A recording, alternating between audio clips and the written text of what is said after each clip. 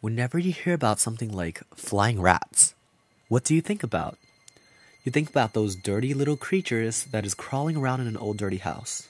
Now, imagine if they had wings. No, we're just kidding. There aren't any real flying rats, at least not that we know of. Today, we're here to talk about an important topic, the overpopulation of the urban feral pigeons, the closest thing we have to flying rats. So where exactly are these pesky little creatures from? They actually date back to 6000 BC, where they were used in sacrificial rituals. But in modern day, it is said that the pigeons originated in Europe, where they were brought to America and were raised as pets, and as for food. They soon became so overpopulated that they decided to stay in urban and developing cities. Urban pigeons are a problem. People are feeding pigeons in the urban environment and are causing many health and environmental issues. They are so overpopulated that there's actually one pigeon to every 2 people in urban cities, such as San Francisco. That's around 400,000 pigeons in San Francisco alone. These numbers of flying rats are so astronomically high. This is a problem, and it's a problem that needs to be solved fast. Pigeons are a huge environmental problem because they carry dozens of diseases. When pigeons' droppings dry up, fumes from the droppings become airborne. People and other domestic animals will inhale these fumes and get sick.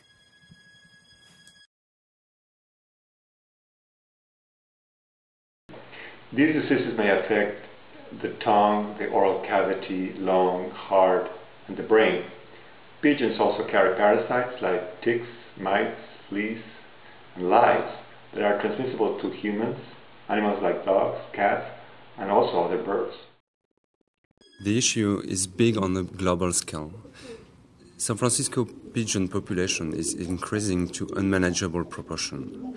Pigeons are not bad animals, but the problem lies with the fact that they do not have predators and people are feeding them.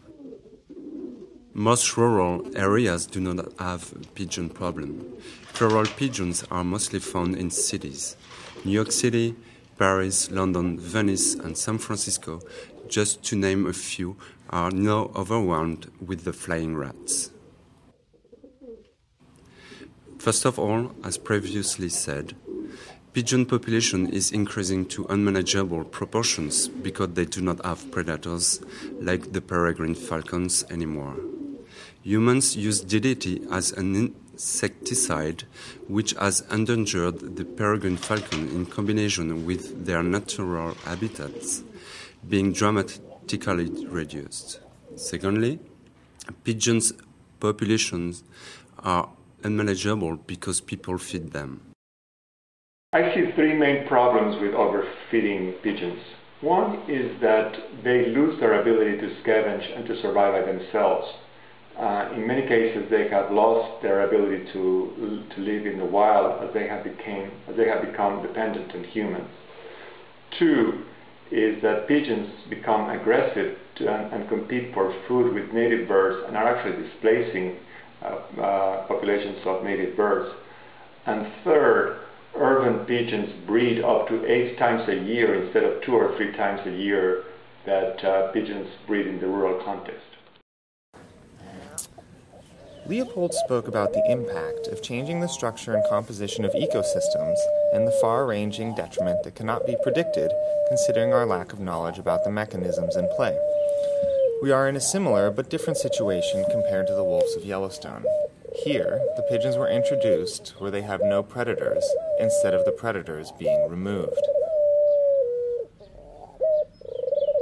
Fines need to be steeper and better enforced. In San Francisco, the fine for feeding pigeons is only $100, compared to New York, where it is $1,000. Cities should also discourage all feeding of pigeons through education programs and signage depicting the harms caused by pigeons.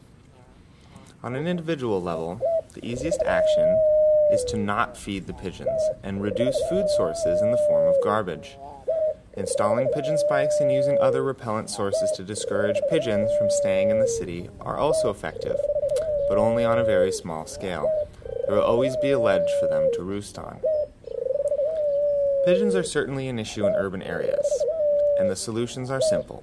They just need to be implemented by all so we can live in a world with less poop everywhere. Isn't that the true meaning of happiness?